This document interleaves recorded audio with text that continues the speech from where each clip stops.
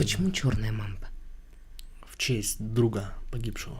Ренат, у него позывной был Мамба, но черная это уже художественная такая корректировка. Черная мамба, привет, работа.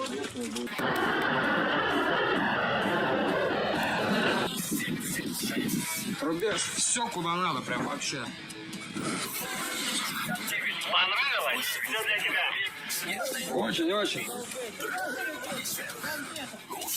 Че, вы чай пока попьете? Мы, наверное, поработаем, да? Мы с ним изначально были еще знакомы на гражданке, служили, общались еще. Вот, и потом специальная военная операция. Вместе воевали бок о бок. Я ходил с солдатами своими штурм. И он всегда был со мной. И он себя очень хорошо показал. И стал офицером. Получил первое воинское звание лейтенант. Ну и его должны были забрать другое подразделение. Он сказал: нет, я буду только воевать со своим комбатом. Так военнослужащие ВСУ проводят время. Показывай.